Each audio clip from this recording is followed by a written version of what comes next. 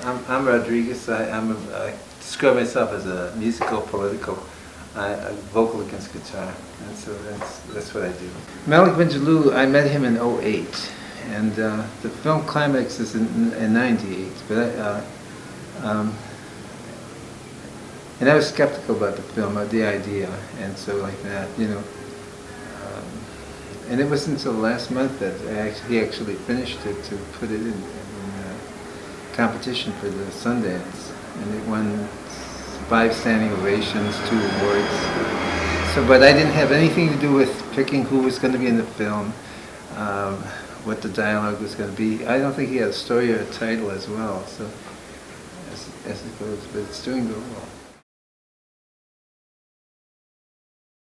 And I think the overall structure I had on from the beginning, because I thought it was such a powerful narrative, that you have this, that you started out in a South African perspective, that you actually think he's dead. That was, many people were kind of opposed to that. They said like, no, but everyone is going to know that he's alive. And yeah, but this is the story. I mean, this is just, it doesn't matter if you know if he's alive. It's still kind of thrilling that it's like it is a real. I mean, they were working as detectives, these people, and they and even it was like almost like a, you know, they weren't professionals, and it was kind of made in a kind of, you know, unprofessional way.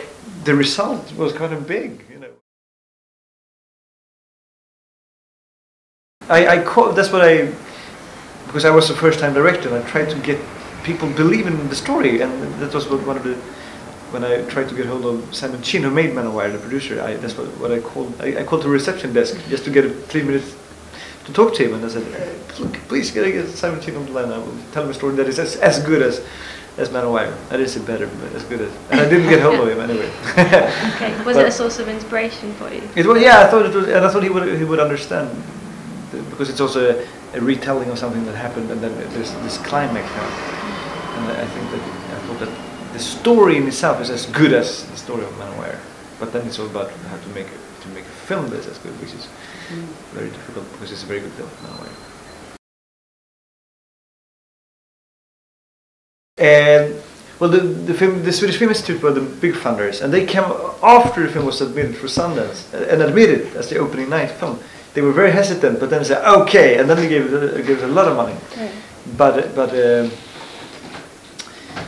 and then the Swedish TV also were part of the funding, a major one.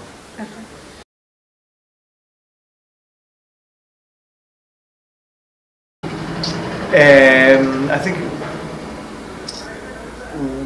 one thing was to actually, when you make a film, it's not enough to have one good story. It needs to be like 40 little small stories, because every second minute or every minute you need something that gets you going in the film, and you need to think what's going to happen next, every single minute almost, and to create something that keeps the suspense through 82 minutes. You're asking a lot from the audience. You're going to sit there and they're going to have, you know, their back is kind of hurting, and it's like you need to actually have something to say for quite a long time.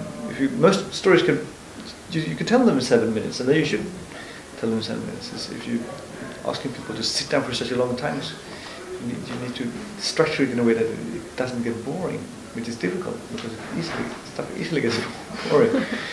So I think that was the biggest struggle too.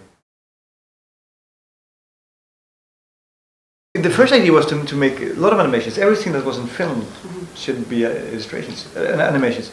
Because the problem was that Rodriguez was not famous at all in America, and there was nothing filmed ever. You didn't have a home video camera and stuff like that. So you know, we had no material.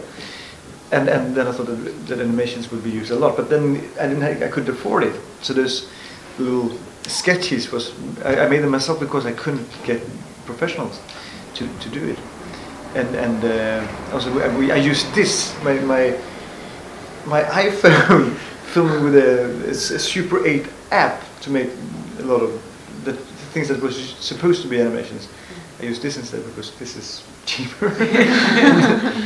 So it was really a very primitive condition sequence. It was made under. I didn't believe there were royalties. I didn't believe that part because I didn't believe the first part, that I was anything in South Africa. So the film brings out this, and I didn't know he was interviewing all these people.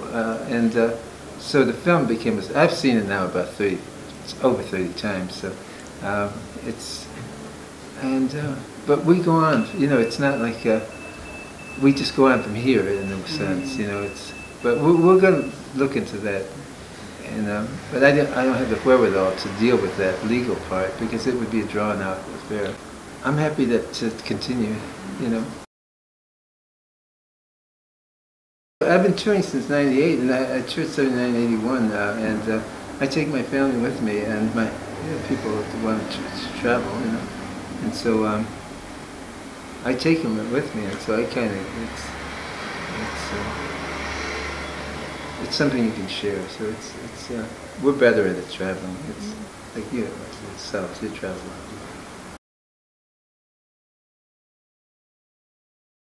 I don't know if I could have handled it then. I've had a lot of experiences, and so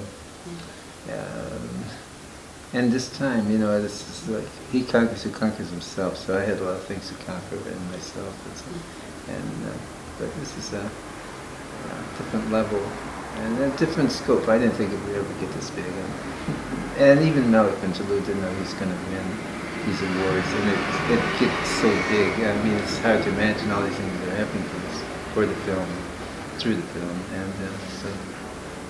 But I have a music career. We're going to be in Jersey, England. We're going to do a 5,000-seater. Van Morrison's going to be there. Davies from the Kings is going to be there, and we're going to be on the main stage. So, and that's through the music part of it. We have two promoters, two booking agents rather, and they're getting us around.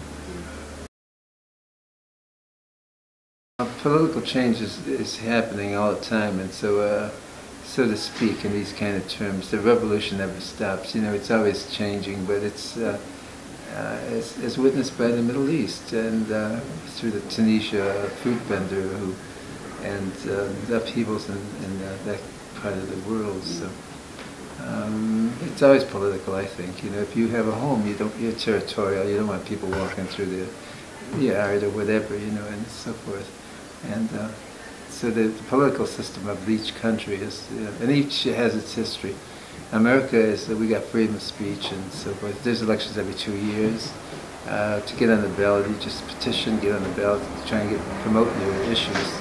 I create political debate with my candidacies. I've been a candidate for at least 7 offices, so I've got experience that way. But yeah, and any young boy can get into it. And like I said, in America there's elections every 2 years. So, and I have to mention, I'm very lucky. I'm absolutely lucky. It's like Walt Disney.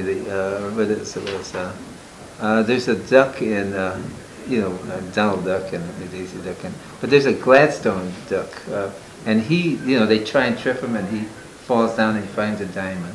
And this is kind of like I have, suddenly this happens, and so yeah, I have that kind of, but I don't gamble. I don't gamble, and only with my life, So, yeah.